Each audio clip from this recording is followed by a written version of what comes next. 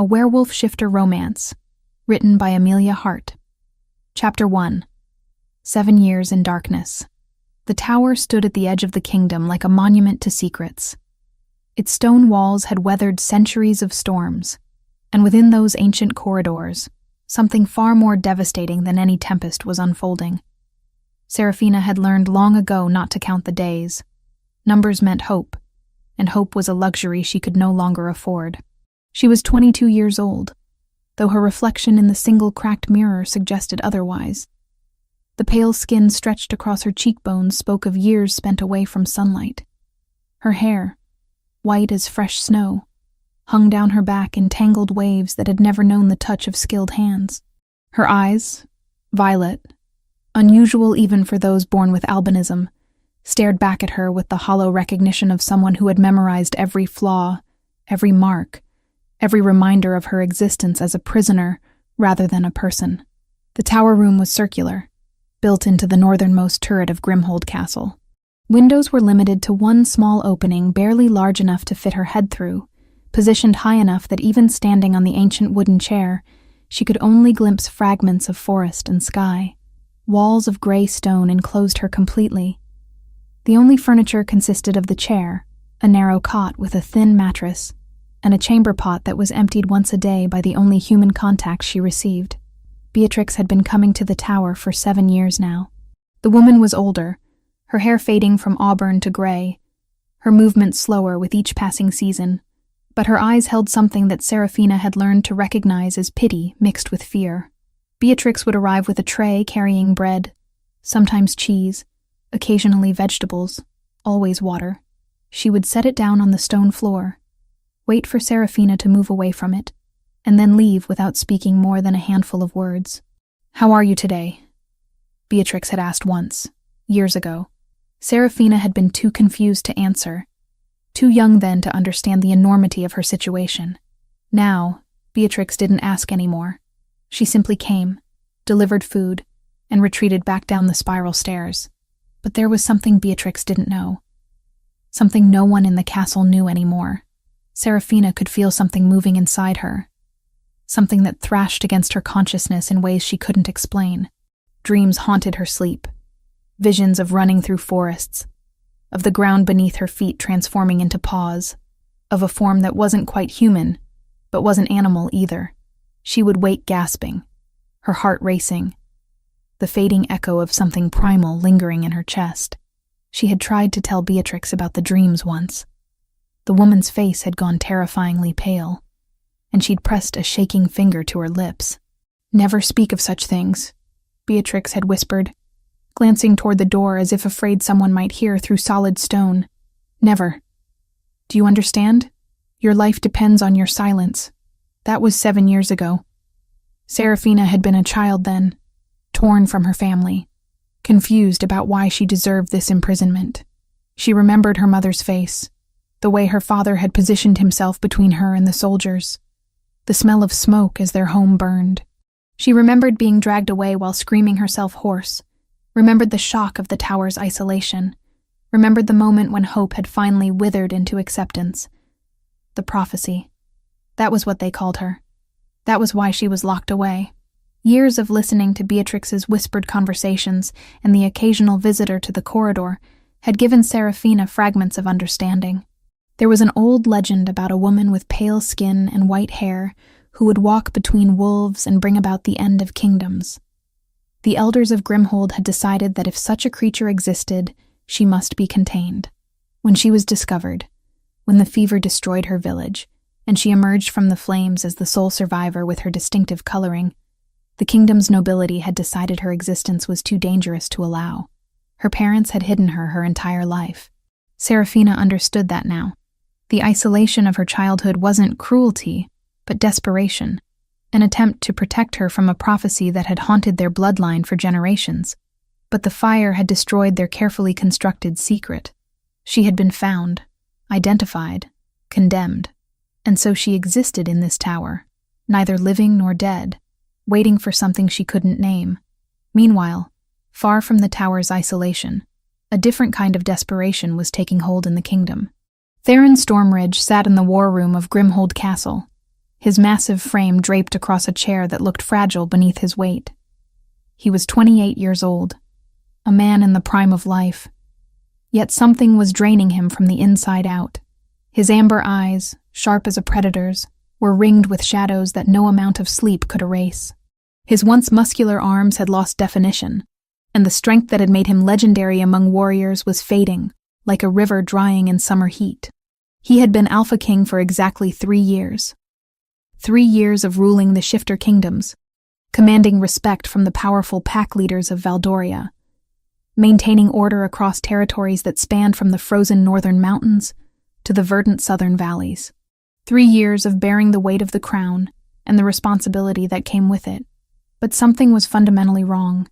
The pain had started slowly, a dull ache in his chest that he'd initially attributed to stress, to the burden of leadership, but it had grown, spreading through his limbs like poison through water. His connection to his wolf, that primal, fundamental part of himself that every shifter carried within, was fraying. The bond between human and beast, which should have been as strong as steel, was becoming gossamer thin. "The healers still have no answers," Bowen said from across the table. The captain of the Royal Guard had been Theron's friend since childhood, one of the few people who could speak to him with complete honesty. Bowen himself was a strong shifter, a beta of considerable power, but his worry for his alpha was evident in the tight line of his jaw and the tension in his shoulders. "Tell me something useful," Theron replied, his voice strained. Even speaking required effort now. Breathing required thought. Existing required willpower he was beginning to question.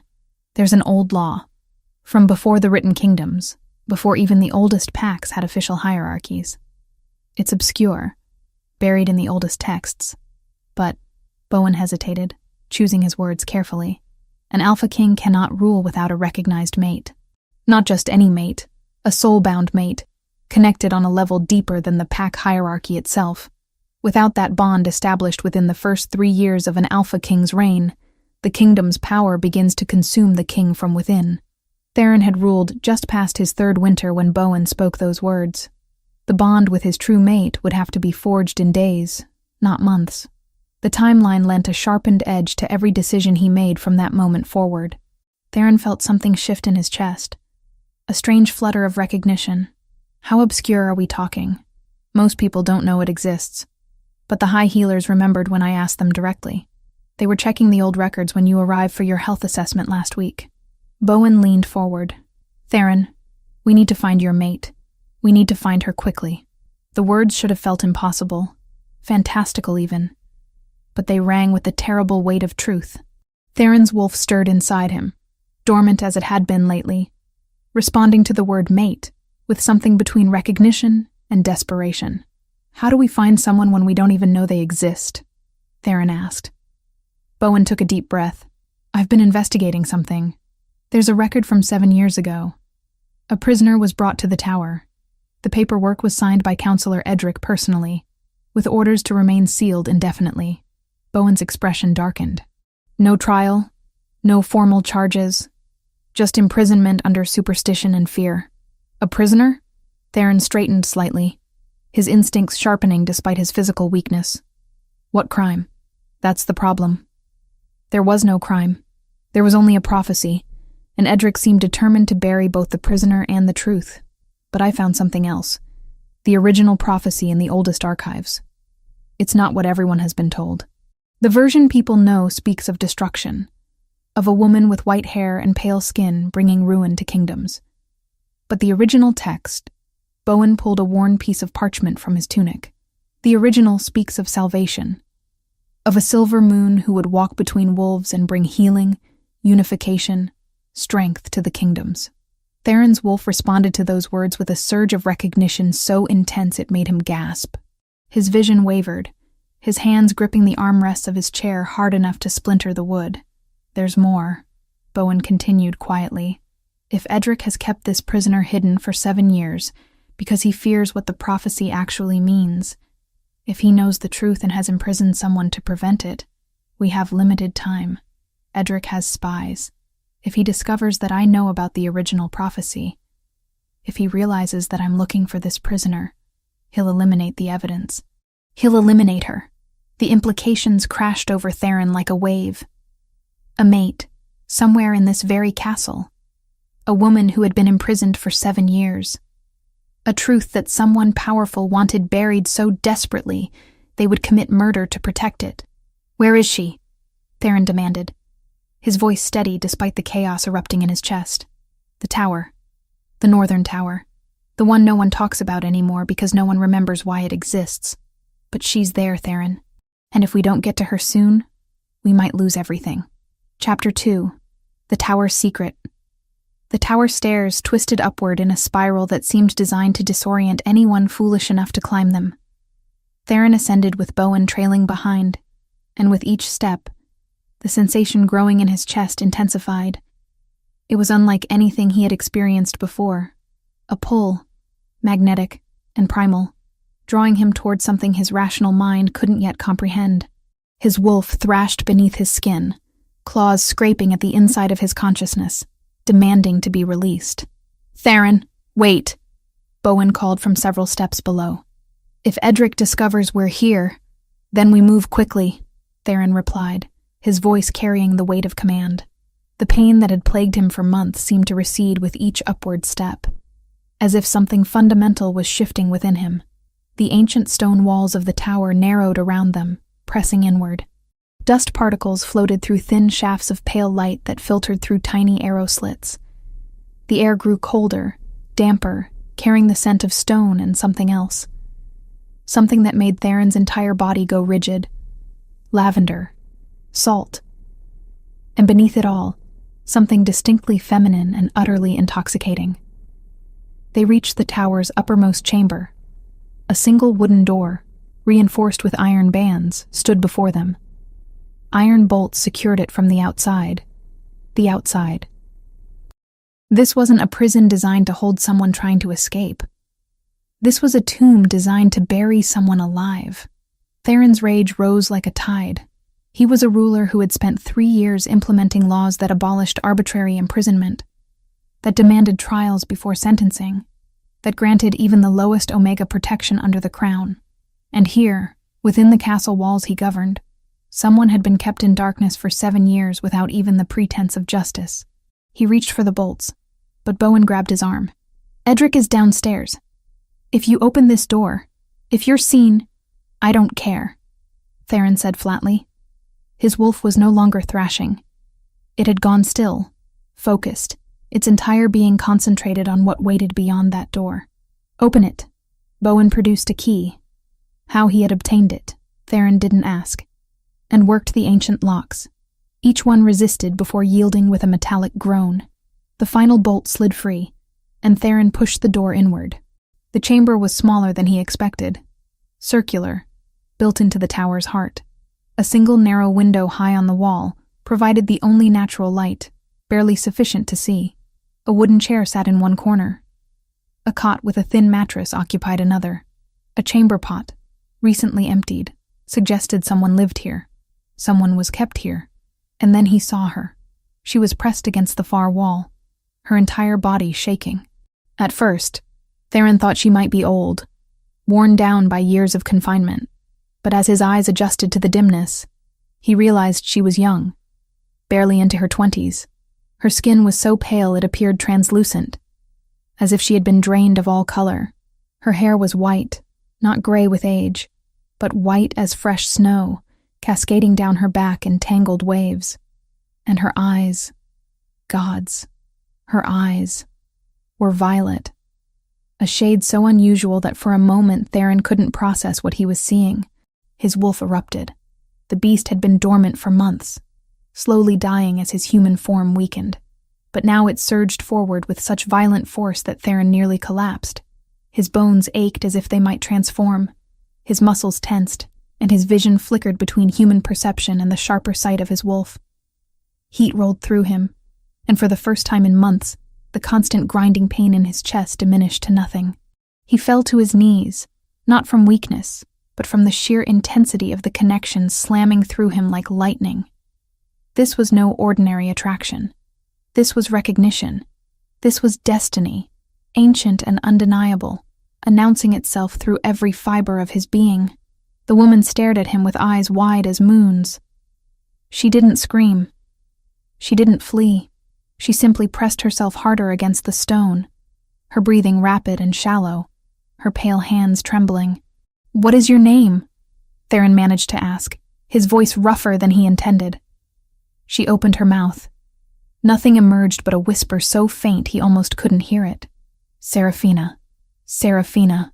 Even her name resonated through him like a song his soul had been waiting to hear. But there was no time for the luxury of this revelation. Theron forced himself to focus on what mattered most in that moment. Not his own needs, not the mate bond crying out for recognition, but a far more fundamental injustice. He turned to Bowen, his expression hardening.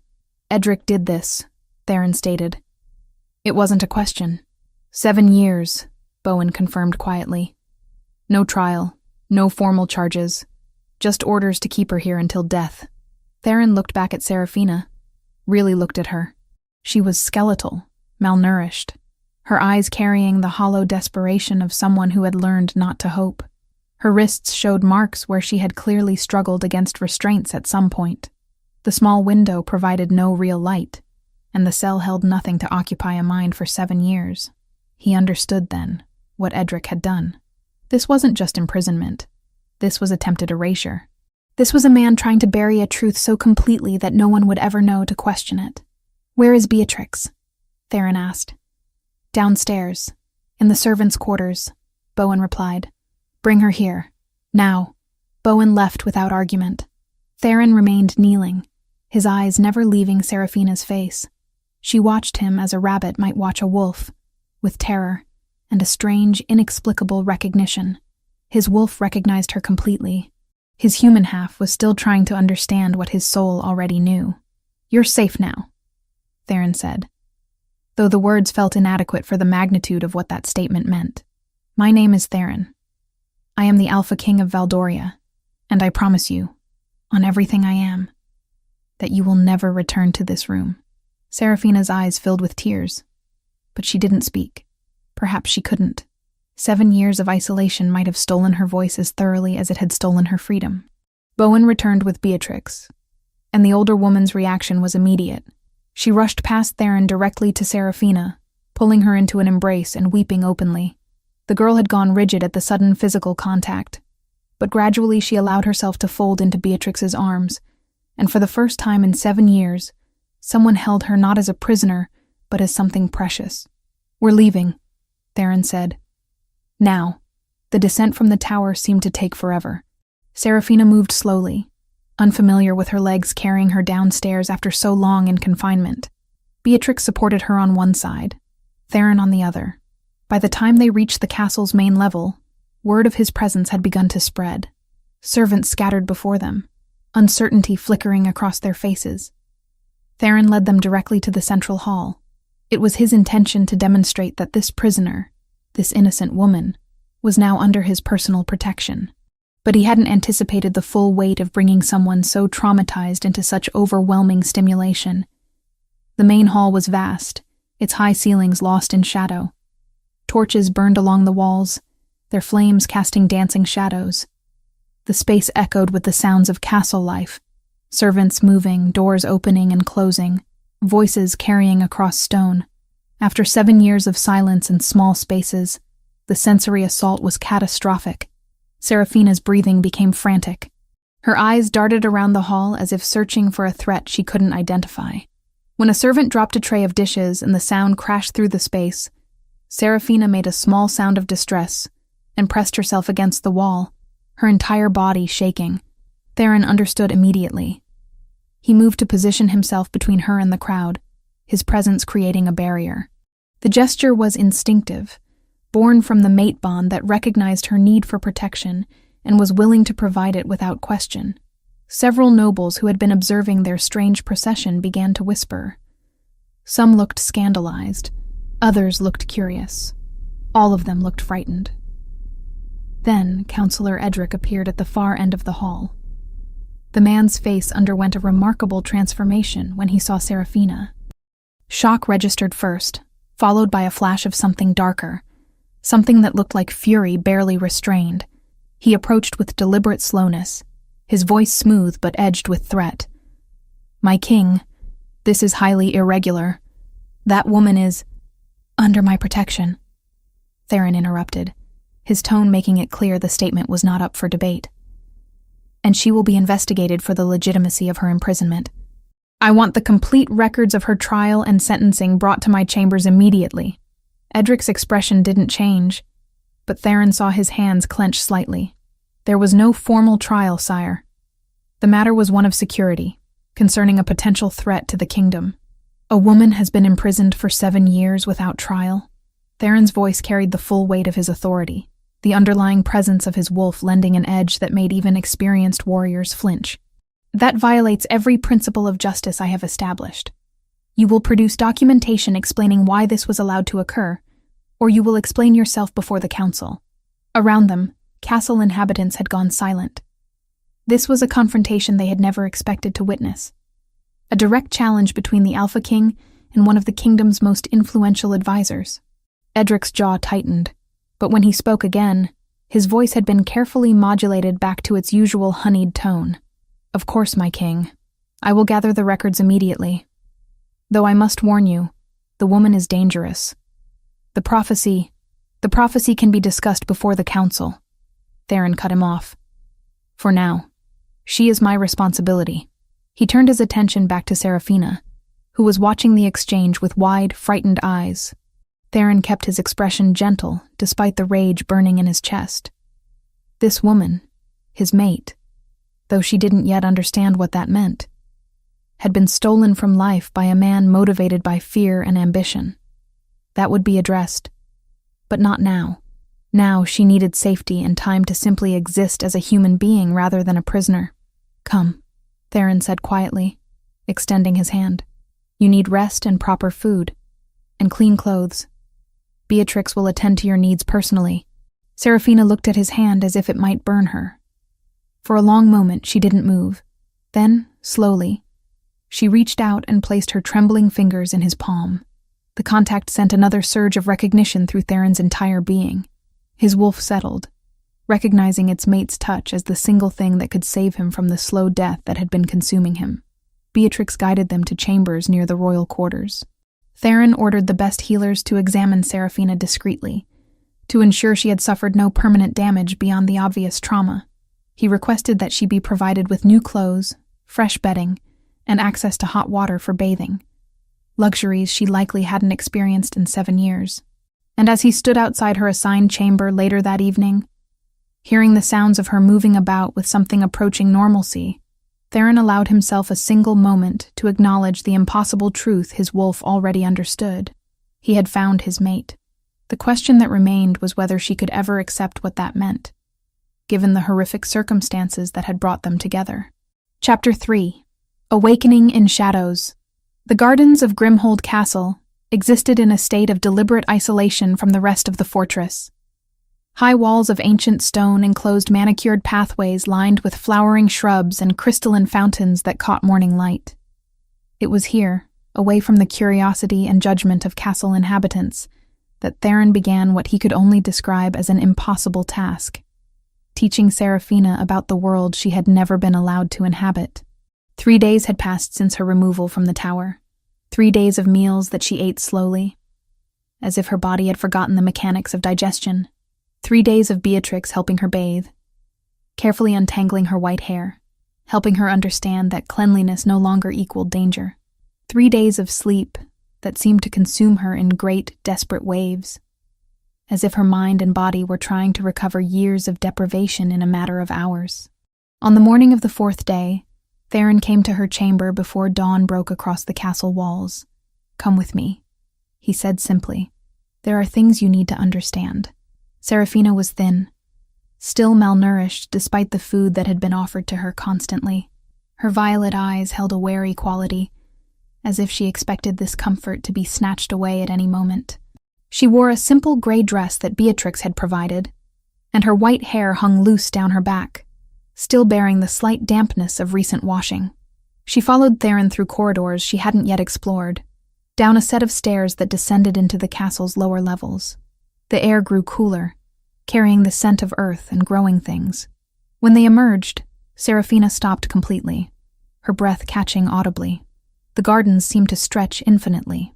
Morning mist clung to the ground, and the first rays of sunlight were just beginning to illuminate flowering plants that had clearly been cultivated with extraordinary care.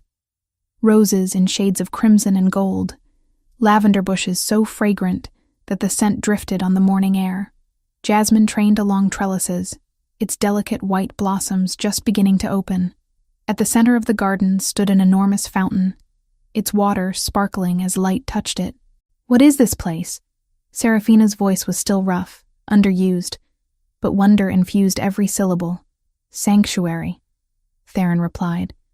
"The only place in the castle where we're unlikely to be disturbed. I thought we should use it for your education." "Education?" She looked at him, confusion flickering across her features. "About what you are," Theron said carefully. "About the world that exists beyond the tower." Over the next several days, a pattern established itself. Each morning, Theron would come to Serafina's chamber, and they would proceed to the gardens. He began with the most fundamental information, the hierarchy of shifter society, the distinction between alphas and betas and omegas, the nature of the connection between human consciousness and animal instinct. Serafina absorbed every word like dry earth absorbing rainfall, asking questions that were sometimes painfully simple and sometimes surprisingly profound. "How many shifters are there?" she asked on one morning. "Thousands. Tens of thousands across the territories I govern. Most live in packs, communities organized around an alpha who provides structure and protection. And I am?" Her question was small and frightened. "An omega," Theron said, "which, despite what some believe, is not a position of inferiority.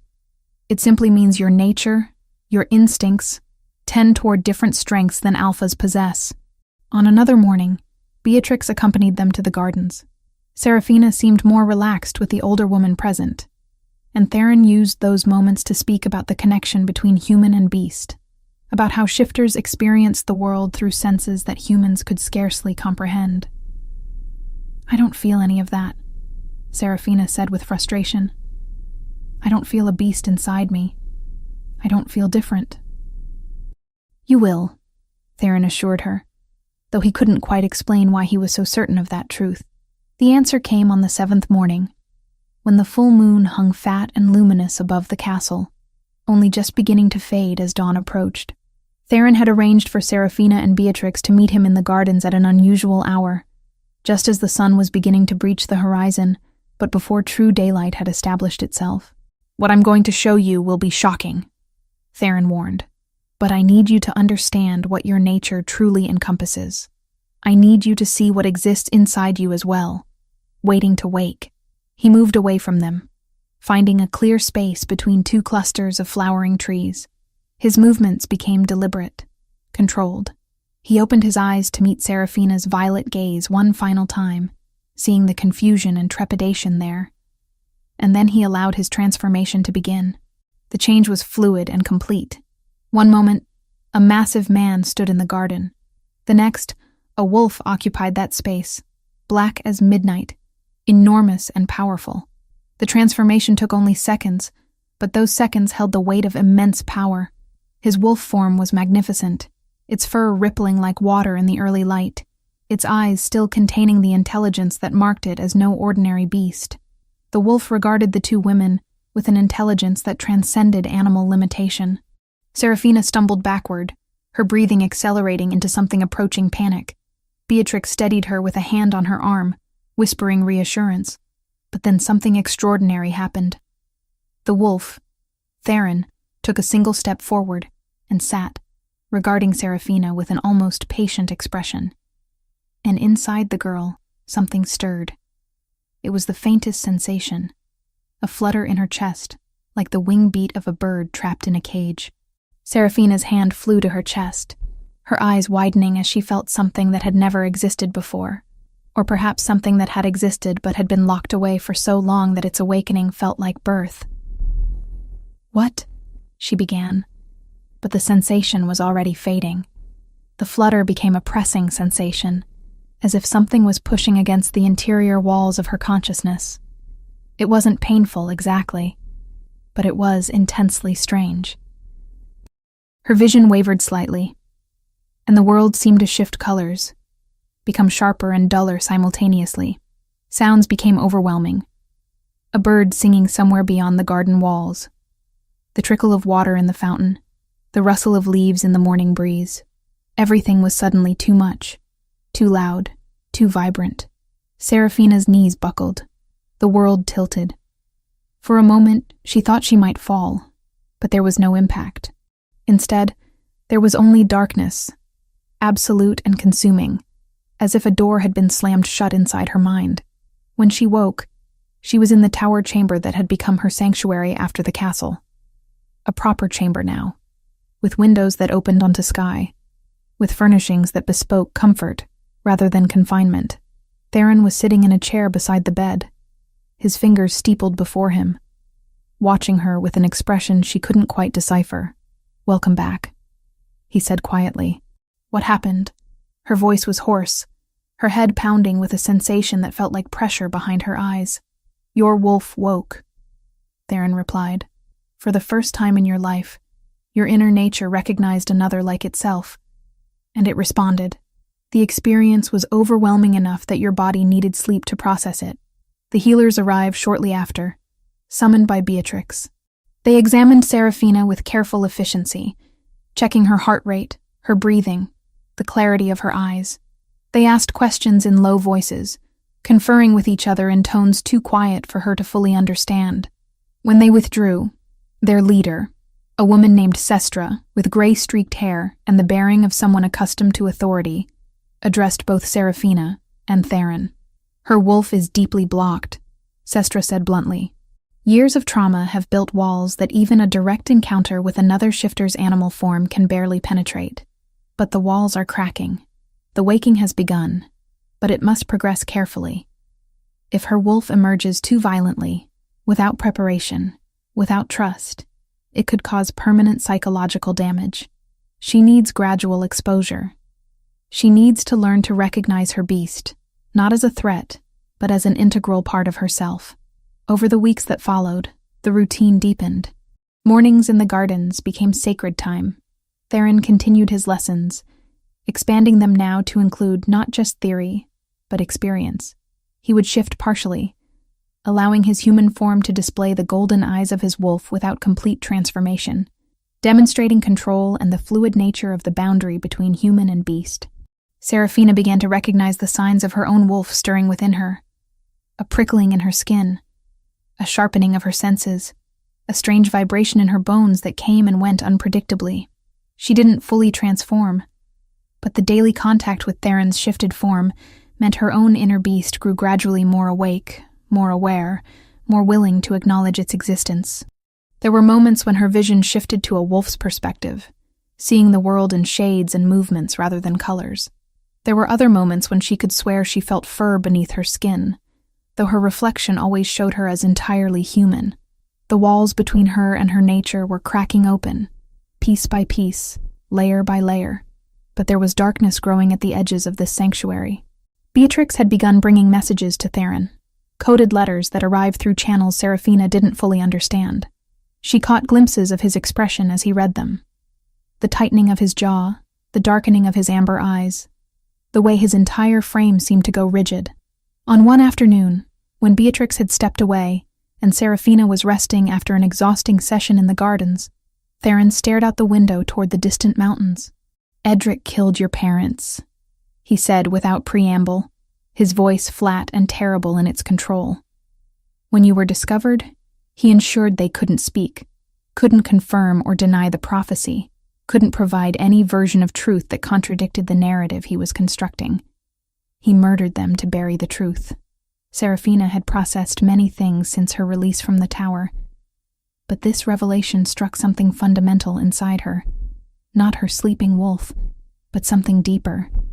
Some essential part of herself that remembered the woman who had hidden her, the man who had stood between her and danger, the family that had tried to keep her safe. Why? The question was barely a whisper, because the prophecy he was hiding isn't one of destruction. It's one of salvation. A woman with white hair and pale skin who would bring healing and unity. And if the truth came out, if people knew that instead of a harbinger of doom, You represented hope and restoration. His power would evaporate. He kept you imprisoned not out of cruelty, though that certainly existed, but out of fear.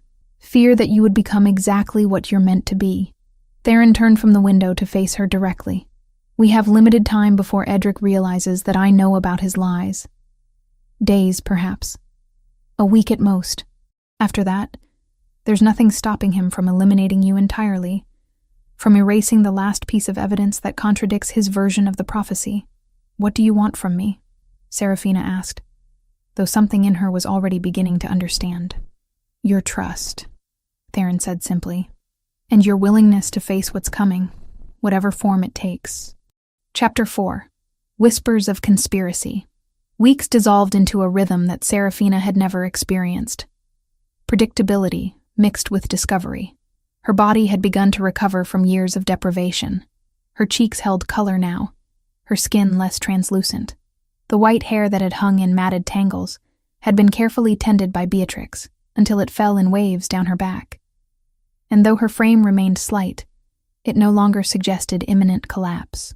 More importantly, her connection to the world beyond her own consciousness was deepening. The gardens had become more than sanctuary. They had transformed into a classroom where fundamental truths about existence were revealed through patient instruction and extraordinary demonstrations.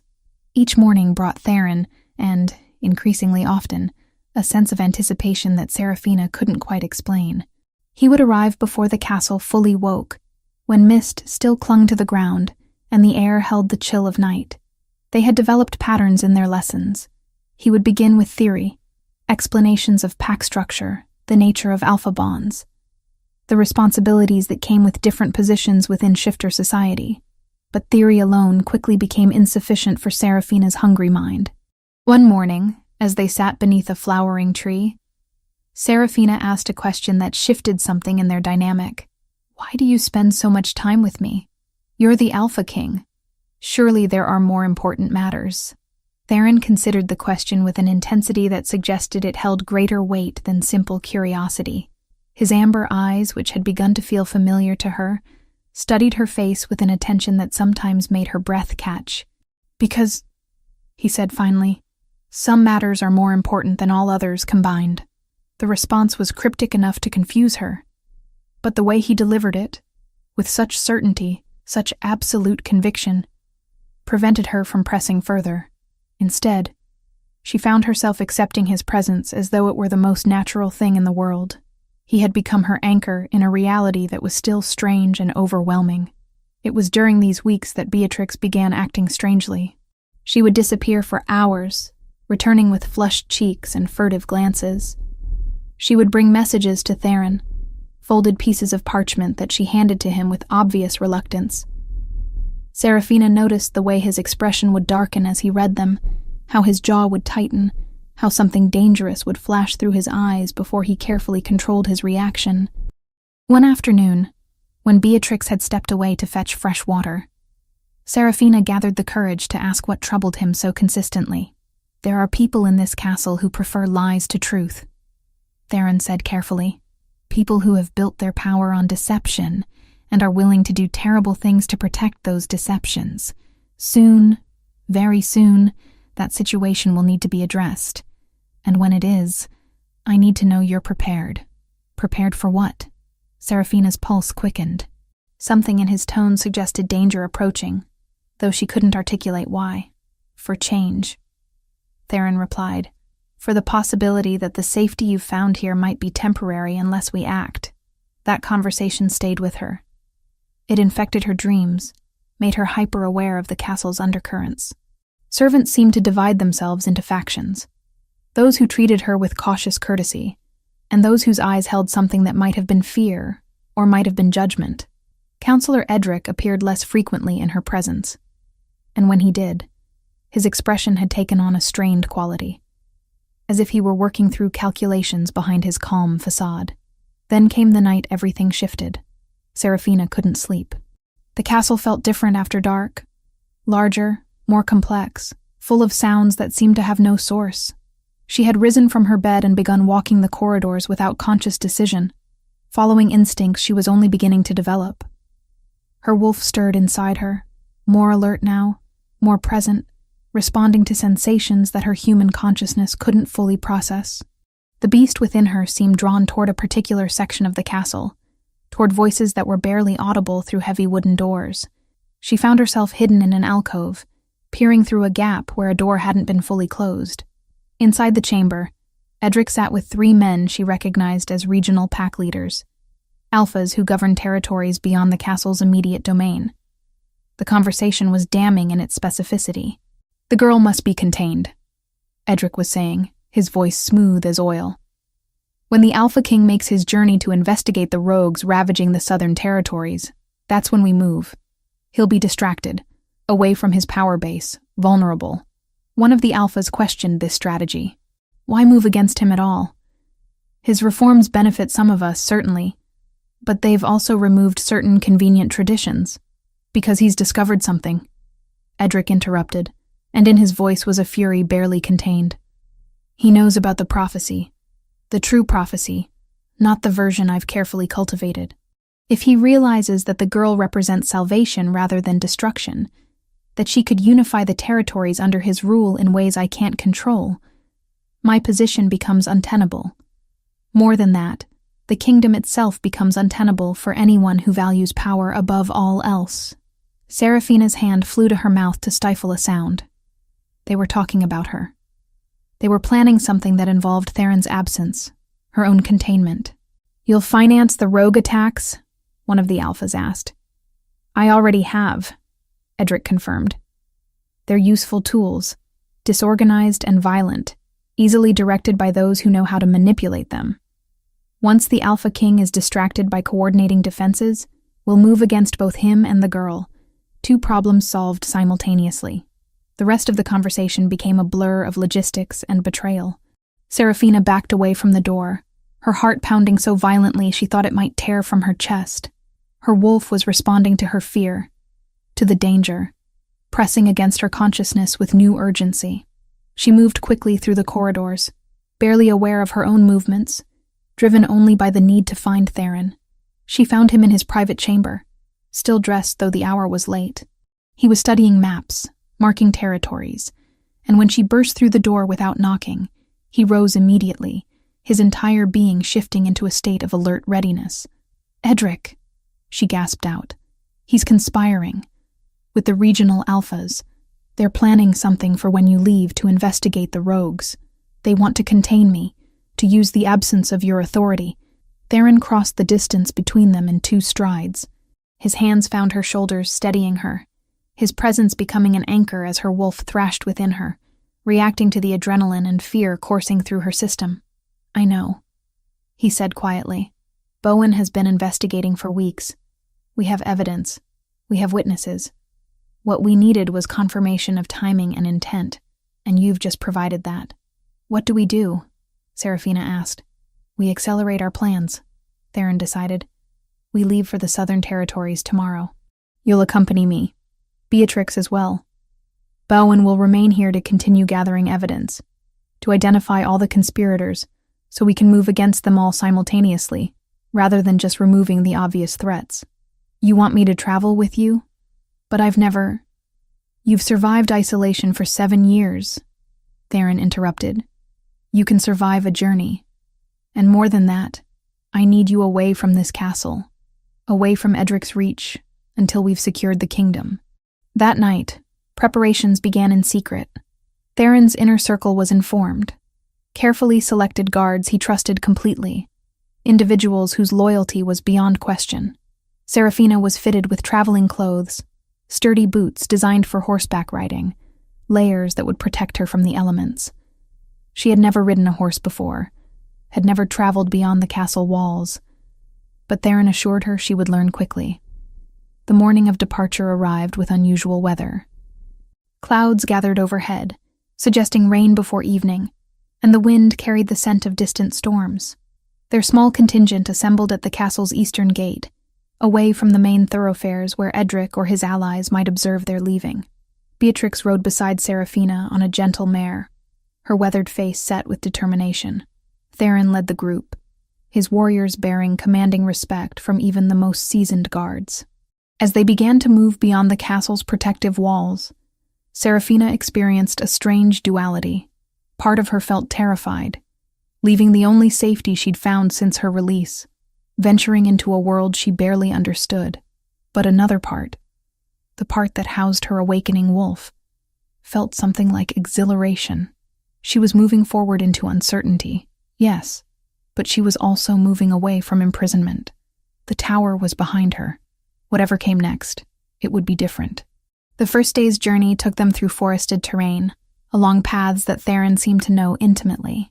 He positioned himself between Serafina and potential dangers, his awareness perpetually scanning their surroundings. When they stopped to make camp as darkness fell, he helped her from her horse with a gentleness that contrasted sharply with the tension evident in his shoulders. "How are you managing?" he asked, as Beatrix moved away to supervise the setting up of tents. "Better than I expected," Serafina admitted. "My legs ache and I'm exhausted, but I don't regret leaving. After tomorrow, you won't recognize the world you've known," Theron said.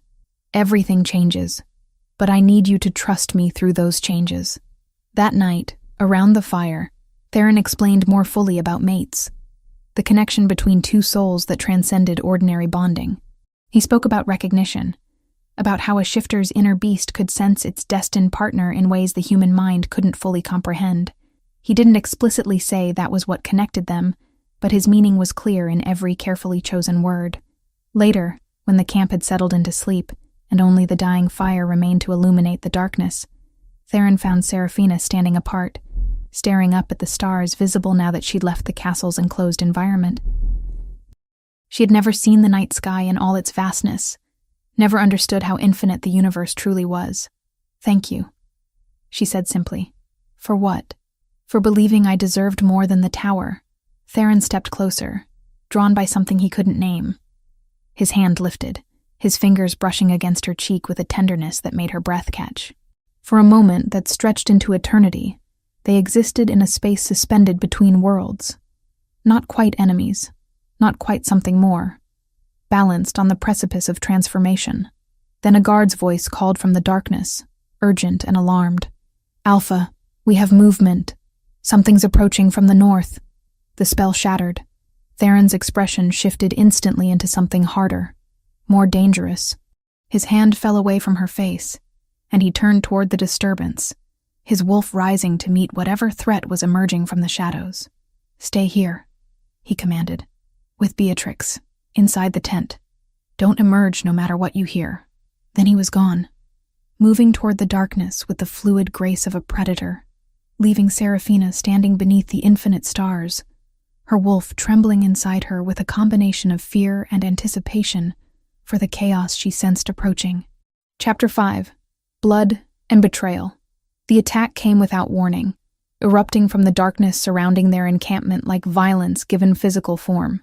Rogues emerged from the tree line, their transformed bodies moving with a coordination that spoke of training rather than instinct. These were not the wild, uncontrolled shifters that typically plague the territories. These were organized, directed, dangerous. Theron's guards responded with practiced efficiency, forming defensive positions around the tents. Theron himself transformed mid-stride, his human form surrendering to his wolf in a fluid motion that took seconds. The massive black beast that emerged was a force of nature, muscle and fang and primal authority given shape. He moved toward the attackers with lethal grace, each movement calculated to incapacitate rather than merely wound. One of the rogues, larger than the others, and bearing scars that suggested a lifetime of violence, lunged directly toward the tent where Beatrix and Serafina huddled. Theron intercepted him mid-leap, the two wolves meeting in a collision that shattered nearby branches. They grappled in a tangle of fur and fury, but even as Theron fought, his consciousness registered something crucial. The rogue he faced was shouting, the sounds distorted by his animal throat but carrying intent. "Silver Moon must be destroyed!" the rogue bellowed, his gaze fixed on the tent even as Theron drove him back. "The prophecy demands her death!" Theron's wolf erupted with renewed violence at those words. He threw the rogue away from him with such force that the creature crashed into a tree trunk hard enough to splinter bark. But the damage was done. In that moment of revelation, Theron understood that Edric had reached far deeper into the kingdom than anyone had suspected. These rogues weren't attacking randomly. They were being directed toward a specific target. The battle raged for what felt like hours, but was likely only minutes. Theron's guards held their own against the organized assault, but they were outnumbered. Serafina watched from the tent's entrance, despite Beatrix's attempts to keep her back, her entire form trembling as her wolf responded to the violence and danger surrounding them. She felt Theron's awareness of her through their bond, a desperate thread of connection that made her inner beast press harder against her consciousness, demanding release, demanding transformation. Then everything changed. More figures emerged from the darkness. Not rogues this time, but warriors bearing the insignia of organized packs. 3 distinct colors marked their armor, indicating 3 different regional territories. These weren't Theron's soldiers or allies. These were trained shifters moving with military precision, and they surrounded the encampment with the efficiency of a coordinated assault. "The Alpha King is ours," a commanding voice shouted. "Stand down or die." Theron, still in his wolf form, assessed the situation with terrible clarity. The new arrivals numbered at least 30, far beyond what his small guard could withstand.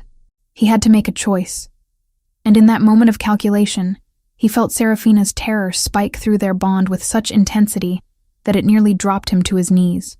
One of the new arrivals transformed back to human form, a scarred beta with cruel eyes. "Counselor Edric sends his regards, Alpha King. He's offered considerable compensation for your removal from power. The girl comes with us, however. She has her own appointment with fate." Theron transformed to his human form, raising his hands in a gesture of surrender, even as his muscles coiled with the tension of predators forced to yield. "Take me. Leave the woman and the others. Not your decision to make," the beta replied, gesturing to his warriors. What happened next occurred in a blur of motion and violence. Theron moved not toward his attackers, but toward the trio of warriors approaching the tent. He threw himself into their path, his body becoming a barrier between them and the entrance. Steel flashed, not swords but claws, conjured through partial transformation. A blade of silver, that most dangerous of metals to shifters, scored across his shoulder. The pain was extraordinary, bright and burning, but Theron absorbed it without cry or retreat. Serafina screamed. The sound tore from her throat with a rawness that suggested her wolf was close to emerging whether she willed it or not. Theron felt her anguish amplify through their bond, felt her fear transform into something darker, something with teeth and claws of its own. A warrior broke through and seized her arm. Serafina fought with surprising ferocity, her nails drawing blood from the shifter's face, but she was untrained and exhausted. The warrior dragged her from the tent while Beatrix reached desperately after her, only to be restrained by another of the attackers. "No!" Theron roared, his voice carrying the full force of an alpha command. The word came out guttural, caught between human and beast. He lunged toward them, but 3 warriors converged on him simultaneously. One drove a silver-laced blade deep into his upper arm. The pain was stunning, made worse by the metal's inherent poison to shifter flesh. Another seized his leg, and a third drove a fist into his ribs with enough force to crack bone. Theron fell to his knees, blood pouring from multiple wounds. Through blurring vision, he watched Serafina being lifted and carried toward waiting horses. She was screaming his name, her voice raw with desperation, and through their bond, he felt the moment her wolf finally broke through the walls that had contained it for so long. Her form flickered. Human, then halfway to something else, then human again. The transformation was incomplete, agonizing, a half-shift born from trauma and desperation rather than controlled will. She collapsed against her captor, and Theron felt the full brunt of her pain through their connection. The overwhelming sensations of an awakening wolf experiencing the world with no training or preparation to handle it. "Get the Alpha King secured," the commander ordered. "We have no orders to kill him yet. Counselor Edric wants him alive for now. The girl is another matter. She's to be eliminated if she becomes too difficult to manage." As darkness threatened to swallow Theron's consciousness, he felt hands binding him, felt silver restraints being applied to his wrists and ankles. His guards had fallen or been driven back, and Beatrix was being secured separately. The last thing he registered before the world tilted and dissolved was the sensation of Serafina being carried away, her wolf howling inside her, with a grief that mirrored his own. But Theron's friends had made their own preparations. Bowen had remained at the castle, but he had anticipated Edric's desperation. The counselor had indeed attempted to neutralize him, sending guards to arrest the captain on accusations of treason. What Edric hadn't accounted for was that Bowen had already moved key pieces into position. He had sympathetic soldiers, men and women whose loyalty transcended politics, who understood that Edric represented a corruption that threatened everything Theron had built. Bowen's arrest became a brief affair. His soldiers intervened before the counselor's guards could secure him, and a short, sharp conflict ended with Edric's forces retreating and Bowen claiming temporary control of the castle's military apparatus. While maintaining the appearance of normalcy on the surface, Bowen worked frantically to gather evidence of Edric's conspiracies. Then a messenger arrived, a scout from the Southern Territories carrying urgent information. Bowen listened to the account of an organized assault on the Alpha King's party with grim comprehension. Edric had moved faster than anticipated. The conspirator had coordinated with the regional alphas and hired the rogues, creating a pincer attack designed to eliminate Theron in the field while removing any evidence of his mate from the equation. Bowen moved immediately. He gathered soldiers, the ones he absolutely trusted, the ones who had sworn loyalty to Theron rather than to titles or politics. He requisitioned horses and supplies, and he began riding south, racing against time itself. He knew the terrain, knew the routes Theron would have taken, and he carried with him documentation of Edric's crimes, evidence that would convince even skeptical observers of the conspiracy's reality.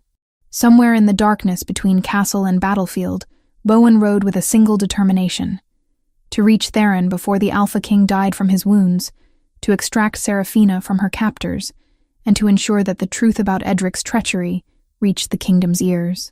The night swallowed them all, captive and captor, loyal and traitor, the hunted and the hunter. And in that darkness, Serafina's newly awakened wolf mourned the presence of her mate slipping away through distance and pain, unable to reach him, unable to help him, unable to do anything except feel the slow fade of his consciousness as he lost blood and will simultaneously. Chapter 6. Prophecy Reborn. The dungeon beneath Grimhold Castle had been designed for containment, not comfort. Its walls were carved from bedrock so ancient that they predated the kingdom itself, and the single torch mounted on the eastern wall provided barely enough illumination to see across the small chamber.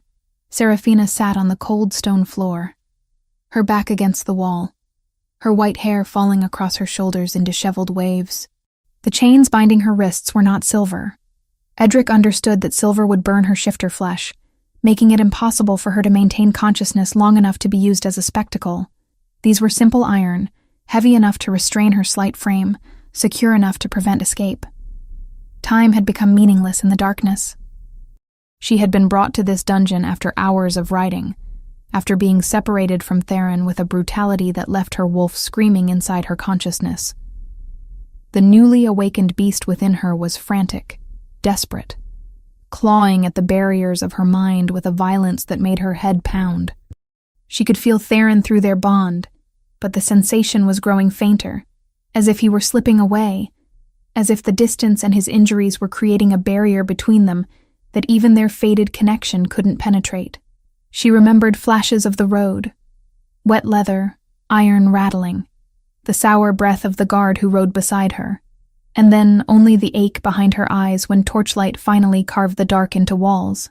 The dungeon door opened, and Edric descended the stone stairs with deliberate slowness.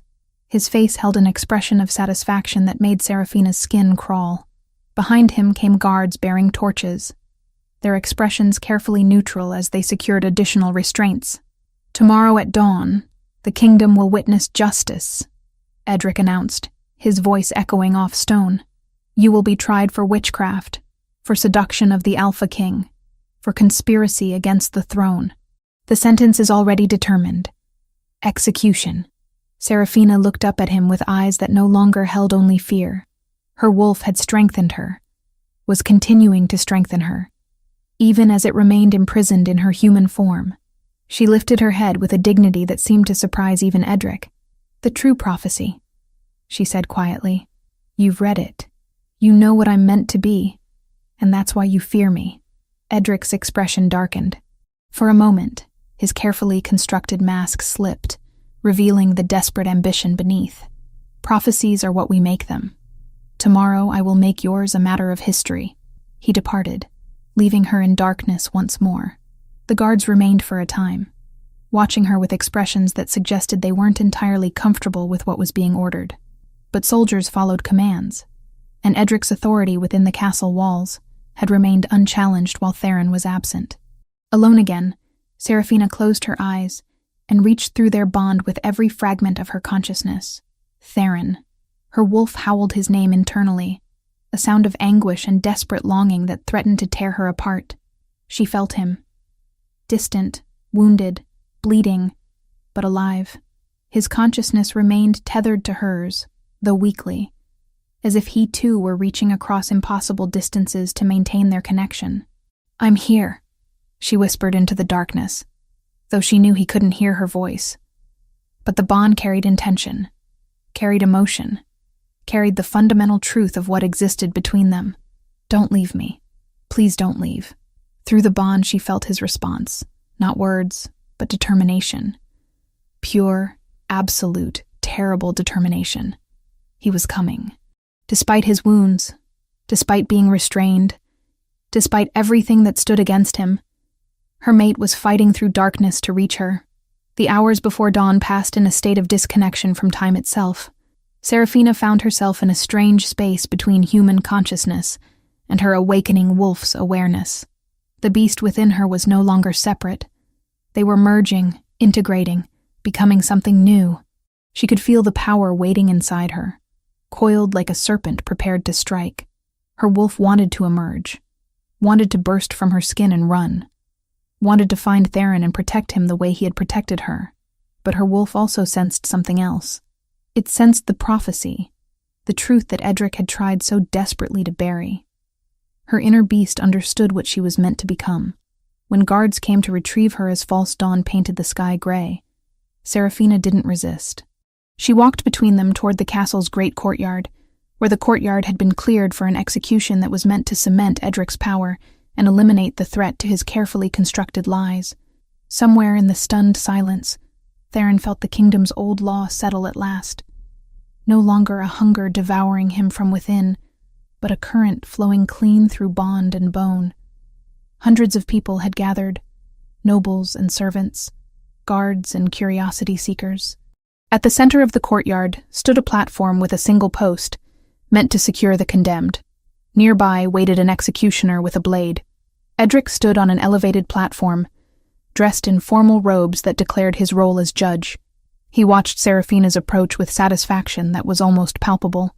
The chains had been replaced with lighter restraints designed for easy removal once she was secured, and guards positioned themselves strategically around her. The morning light was just beginning to breach the eastern walls when Edric rose and began to speak. "This creature stands accused of witchcraft, of seduction, of conspiracy against the throne. Do you have anything to say before judgment is carried out?" Serafina looked at him, then at the crowd, then upward toward the sky where the first real rays of dawn were emerging. She felt it then, Theron's presence intensifying through the bond, becoming suddenly, shockingly close. Her wolf surged within her, recognizing its mate's approach with a joy that bordered on ecstasy. "I have nothing to say to you," Serafina replied, her voice carrying a certainty that seemed to surprise even herself. "But he does." The roar that erupted from beyond the courtyard's walls was the most terrifying sound anyone present had ever heard. A wolf, enormous, black as midnight, with fur rippling like liquid shadow, launched itself over the courtyard barrier.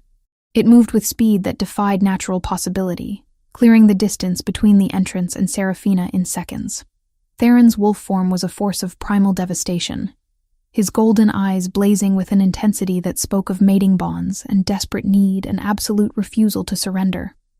He crashed into the guards nearest Serafina, and they scattered like leaves before a storm. The executioner stepped back instinctively, abandoning his post. For a moment, chaos erupted as soldiers began moving to intercept. But then something stopped them. More warriors emerged from the castle's interior, Bowen leading a contingent of soldiers bearing documentation, evidence, the absolute proof of Edric's conspiracies. The regional alpha conspirators who had believed themselves safe were seized immediately. Edric's face went pale as the reality of his exposure became inescapable. Theron transformed back to human form, blood pouring from multiple wounds that bore the marks of silver. He was in agony. That much was clear from the careful way he moved. But he crossed to Seraphina, and when he reached her, his hands were gentle as they released her restraints. "It's time," he said simply. "He's shown you what you're meant to become. Now become it." The courtyard had gone silent, watching. Seraphina felt Theron's consciousness merge with hers through their bond, felt his strength flowing into her, felt his absolute conviction that she was powerful beyond measure. She closed her eyes and finally allowed her wolf complete freedom. The transformation was agonizing and perfect. Every bone in her body restructured itself. Muscles reformed. Senses exploded outward with a clarity that made human perception seem like blindness. Her white hair extended and reformed into fur, pristine silver white, shimmering in the dawn light, like nothing anyone had ever witnessed. Her eyes remained violet, glowing now with an inner luminescence that was unmistakably supernatural. When her transformation completed, where a girl had stood now existed a wolf of impossible beauty. Her form radiated an ethereal quality, as if she existed partially in the material world and partially in something transcendent. An aura of pale silver surrounded her, gentle but undeniable in its presence. More than that, her very existence seemed to calm the frantic energy of the crowd. The fear dissipated, replaced by something that might have been wonder, or might have been recognition of something primal and good, and fundamentally true. Seraphina, in her wolf form, moved to Theron and pressed her enormous head against his chest. Through their bond, she felt his relief, his overwhelming gratitude that she had survived, that she was whole, that she was alive. He wrapped his arms around her neck, and for a moment, the courtyard didn't exist. There was only two souls, finally together in the way they were always meant to be. Bowen stepped forward, his voice carrying the authority of someone who had secured evidence of treachery. "Counselor Edric, by order of the Alpha King, and in accordance with the kingdom's laws, you are under arrest for conspiracy, murder, and crimes against the crown. The regional Alphas Cormac Valdris and Kessler are similarly taken into custody." Edric tried to run, but soldiers had already anticipated that possibility. Within moments he was secured, his carefully constructed facade crumbling as he realized the totality of his defeat. Seraphina transformed back to human form, exhausted but somehow more complete than she had ever been. Theron immediately wrapped his cloak around her, supporting her weight as her legs momentarily refused to bear her. His wounds needed treatment, but his arms remained around her, as if releasing her might cause her to disappear. The crowd parted as they moved, and in their eyes, Seraphina saw the beginning of something new, not fear of a prophecy distorted, but wonder at a truth finally revealed. Chapter 7. Truth and Claiming. The interrogation chamber had been deliberately chosen for its coldness, both in temperature and in atmosphere. Stone walls, iron-barred windows, and torches that cast dancing shadows that seemed to mock the truth being extracted from within. Counselor Edric sat across from Bowen, his fine clothing and arrogant bearing having crumbled away like ash. His hands, bound before him with simple iron restraints, shook visibly as Bowen laid out documents one by one. "These records," Bowen stated flatly, his voice carrying the weight of authority, "show payments made from the royal treasury to known rogue leaders over the past 7 years. Your signature appears on every requisition. Care to explain?" Edric's face had taken on a grayish pallor. He was still attempting to maintain composure, but the facade was becoming increasingly transparent. Behind him stood guards, and in the shadows of the chamber's corners, scribes recorded every word for the official record. "By financing attacks against the crown?" Bowen interrupted coldly. "By conspiring with regional alphas to overthrow the Alpha King? By orchestrating the capture of a woman who had committed no crime? The interrogation continued for hours. With each piece of evidence presented, each testimony from captured rogues and regional alpha conspirators, Edric's resistance crumbled. By midday, he was confessing everything. The distortion of the prophecy, the murder of Serafina's parents, the carefully maintained conspiracy that had spanned 7 years. His voice, when he finally spoke the full truth, was hollowed out, devoid of the honeyed manipulation that had once made him dangerous. "I found the original prophecy," he admitted, his head hanging forward in defeat. "Years before she was discovered, I realized what it meant. A woman who could unify the kingdoms, strengthen the shifter bloodlines, bring prosperity through understanding. If such a figure existed, I would become obsolete. My position, my influence, everything would crumble. So when I heard rumors of a child with white hair and pale skin in a remote village, I investigated. When I confirmed it was true, I ensured no one else could use her to challenge my authority." Bowen leaned back, his expression unchanging. "You murdered her parents. They were going to reveal the prophecy," Edric replied without inflection. "They understood what she could become. They would have protected her, raised her to fulfill her destiny. I couldn't allow that." The confession was documented, sealed with the official mark of the kingdom's judiciary. Within days, Edric and the 3 regional alpha conspirators, Cormac, Valdris, and Kessler, were formally tried, found guilty, and sentenced to permanent imprisonment. The execution option was denied them. Instead, they would spend their remaining years in the deepest dungeons of the kingdom, a fate that many considered worse than death. But the interrogation revealed something far more significant than individual guilt. Among Edric's personal effects, hidden in false compartments within his study, were the original prophecy documents. They had been carefully preserved, locked away under layers of security that spoke to their importance. When Bowen brought them before the council and had them read aloud publicly, the reaction was seismic.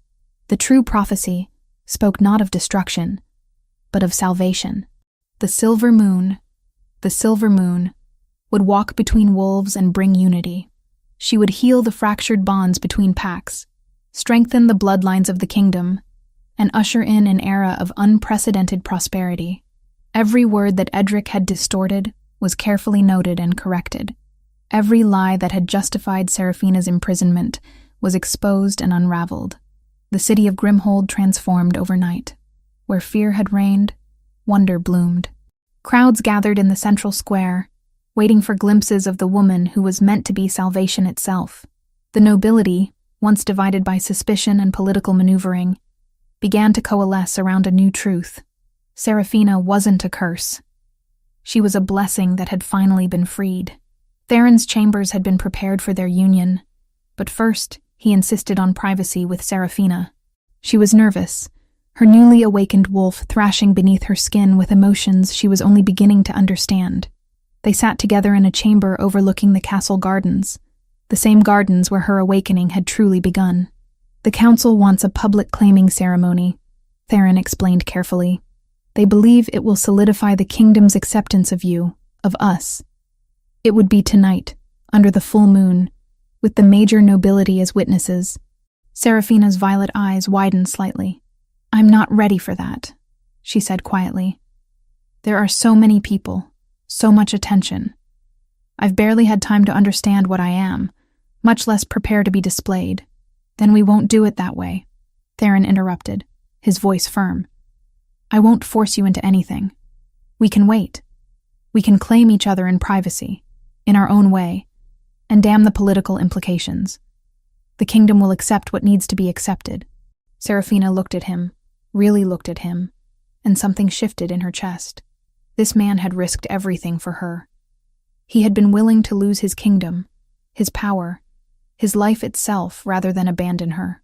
The depth of his commitment was overwhelming and beautiful and terrifying all at once. She reached out and took his hand, the contact sending electricity through them both. "I want to do it tonight," she said, her voice growing stronger. "But not as a spectacle. Somewhere quiet. Somewhere that feels like ours." Theron smiled, and it transformed his entire face. I know exactly the place. The ritual took place in the gardens, but not in the formal areas where nobles typically gathered. Instead, Theron had arranged for a secluded grove at the forest's edge to be prepared. Only Bowen, Beatrix, and a handful of Theron's most loyal soldiers were present, standing far enough away to provide privacy while still bearing witness. The full moon hung above them, enormous and silver white, casting everything in its ethereal glow.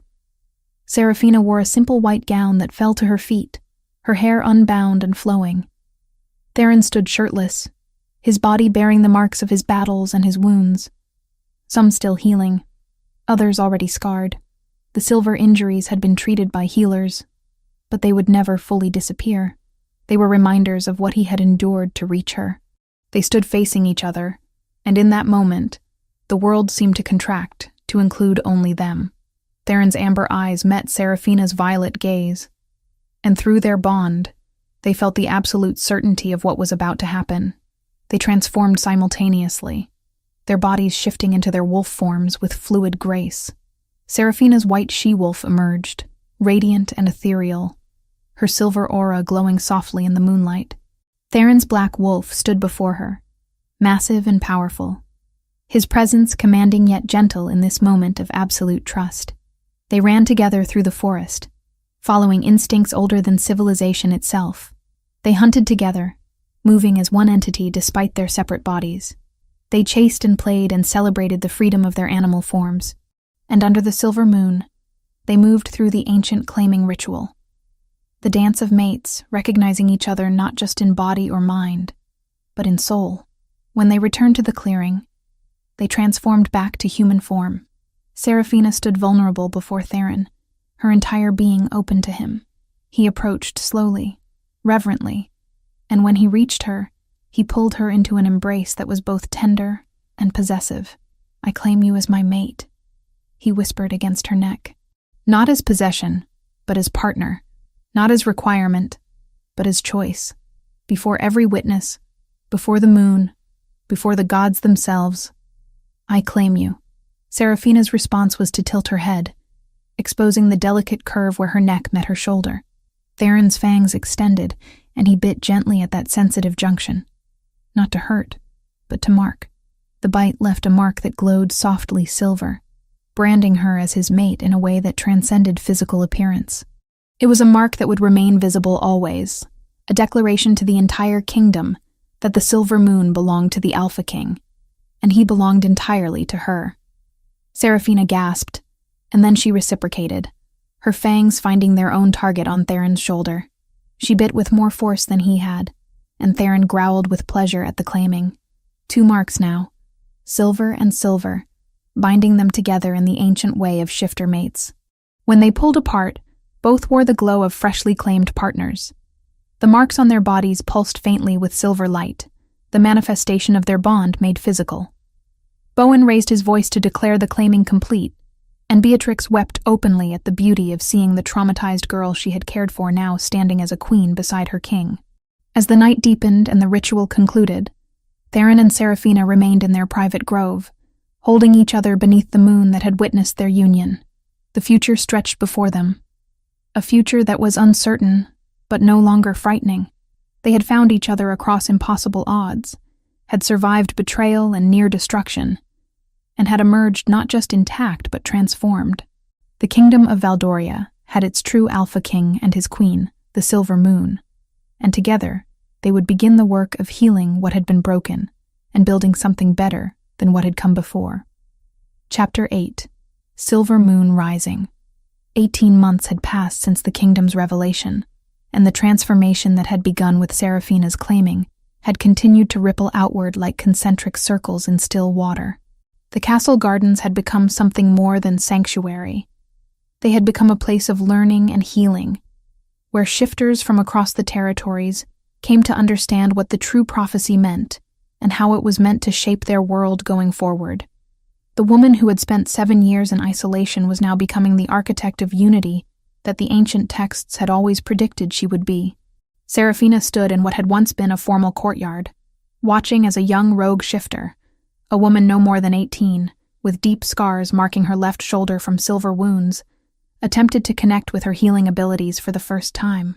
The girl's hands trembled as Serafina guided her, but the pale glow that emanated from her palms spoke of potential awakening. Not every shifter possessed healing gifts, but those who did deserved training rather than stigma, instruction rather than fear. "You're doing well," Serafina encouraged, her voice carrying the warmth of someone who understood trauma intimately.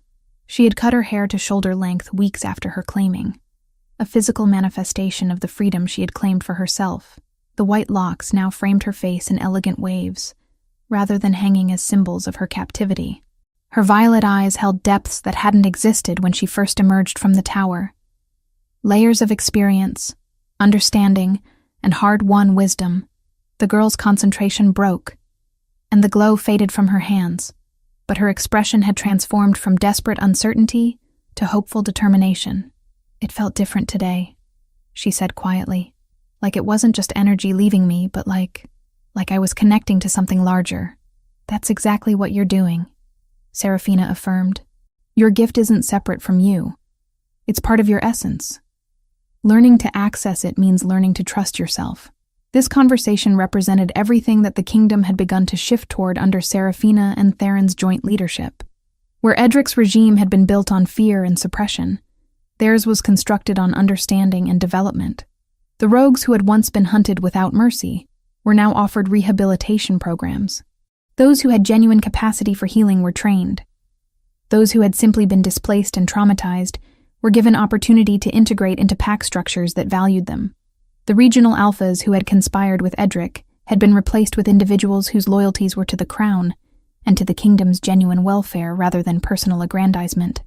The three conspirators, Cormac, Valdris, and Kessler, remained imprisoned, their confinement serving as permanent reminder that betrayal had consequences. Edric himself had died in his cell 2 years into his sentence, his arrogance finally broken by the reality of permanent consequence. The changes in Theron had been as profound as the changes in the kingdom itself. He still possessed the strength and authority that defined an Alpha King, but the man who wielded that power had been fundamentally altered by his connection to Serafina. Where he had once governed through command and physical dominance, he now sought counsel, listened to perspectives that differed from his own, and made decisions that prioritized long-term stability over short-term control. His generals noted that he was a different kind of leader, not weaker, but deeper, more strategic, more aware of the human cost of his choices. Bowen had become something between general, advisor, and trusted friend. The triumvirate that governed the kingdom now functioned with remarkable harmony. Beatrix, no longer a servant hiding fear behind dutiful service, had become Serafina's closest confidant and the keeper of palace traditions that honored both the old ways and the new understanding.